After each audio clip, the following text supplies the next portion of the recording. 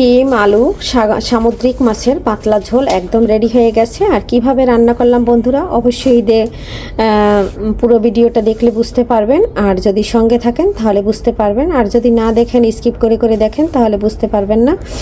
আর সবাইকে বলবো একটা লাইক দিয়ে ভিডিওটি কন্টিনিউ করবেন। লাইক দেওয়ার কথা বলতে বলতে মুখ ব্যথা হয়ে গেছে, তারপরে লাইক পড়ছে না, তারপরে বলছি। তবে সবাই একটু যদি ভালো লাগে লাইক সাবস্ক্রাইব শেয়ার করে আমার সঙ্গে থাকবেন।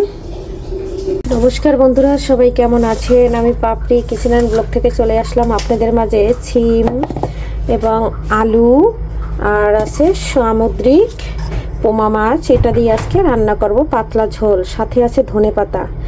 আর এই রেসিপিটা আমাদের কাছে ভীষণ ভালো লাগে, কার কার কাছে ভালো লাগে অবশ্যই জানাবেন।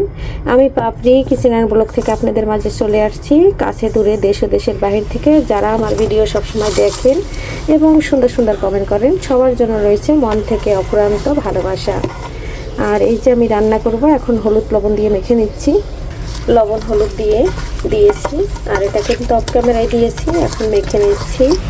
আর এদিকে কড়াইতে তেল দিয়ে দিয়েছি, 4টা মাছ অফ ক্যামেরায় দিয়ে দিয়েছি। ক্যামেরা অন করতে মনে ছিল না। মাছের একটা পাশ ভাজা হয়ে গেছে, আর একটা পাশ আমি ভেজে নিচ্ছি। আর সাগরের মাছটা বেশি একটা কড়া করে ভাজা লাগে না, মাছটা ভাজলেই শক্ত হয়ে যায়।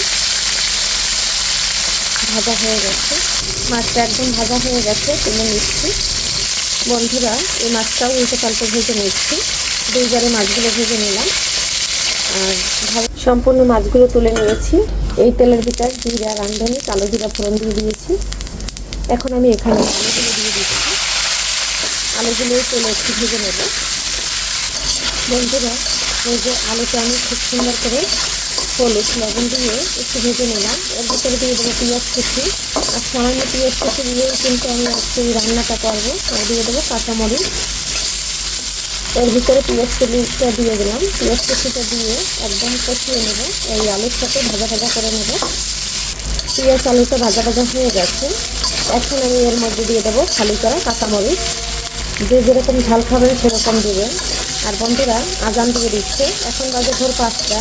সবাই একটু ক্ষমা সুন্দর দৃষ্টিতে আমার ভিডিওটা দেখবেন। কাঁচামরিচটা হালকা ভাজা হয়ে গেছে, এরপর দিয়ে দিচ্ছি শিম দিয়ে দিচ্ছি হলুদ, ঝাল বুঝে দিয়ে দিচ্ছি শুকনো মরিচের গুঁড়া, পরিমাণ অনুযায়ী দিয়ে দিচ্ছি লবণ। সব মশলা একসাথে দিয়ে এখন আমি নেড়ে ছেড়ে নিচ্ছি। নেড়ে ছেড়ে খুব সুন্দর করে একদম কষিয়ে নেব। আর শিম থেকে কিন্তু জল বের হবে, এর জন্য আমি কোনো জল ব্যবহার করিনি। একদম কষানো হচ্ছে, আর কষিয়ে নিয়ে তারপরে কিন্তু এখানে আমি গরম জল দেবো। কোনো প্রকারে জল দেবো না, ঢাকনা দিয়ে রেখে দেবো না, তাহলে শিমটা গলে যাবে। বন্ধুরা কষানো হয়ে গেছে, গরম জল দিয়ে দিচ্ছি।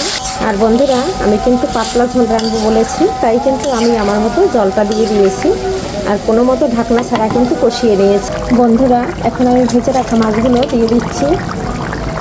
আর এদিকে কিন্তু আমার শিম আলু একদম পারফেক্টভাবে সিদ্ধ হয়ে গেছে। এখন শিম আলুটা দেওয়ার পরে আমার কিন্তু আর 5 মিনিট পরে আমি একটু জিরার গুঁড়া দিয়ে দেবো, আর একটু ধনেপাতা দিয়ে দেবো। তারপরে কিন্তু একদম মজাদার শিম আলুর পাতলা ঝোল রেডি হয়ে যাবে। দেখুন বন্ধুরা এখন দিয়ে দিচ্ছি জিরার গুঁড়া। ভাজা জিরার গুঁড়োটা দেওয়ার পরে একটু নেড়ে ছেড়ে দিচ্ছি, আর একটু নেড়ে ছেড়ে দিয়ে তারপরে ধনেপাতা দিয়ে কিন্তু আমি নামিয়ে নেব। আর আমার শিম আলু খুব সুন্দর করে সিদ্ধ হয়ে গেছে, আর ঝোলটাও কিন্তু পাতলা রয়ে গেছে। এই যে দেখুন আমি ধনেপাতাটা দিয়ে দিয়েছি, এখন আমি একটু নেড়ে ছেড়ে দিচ্ছি। আর আমরা সবাই জানি ধনেপাতা দিয়ে বেশি সময় রান্না করতে হয় না, তাহলে ধনেপাতার গন্ধটা চলে যায়। বন্ধুরা ফাইনালি কিন্তু হয়ে গেছে, এখন নামিয়ে নিচ্ছি।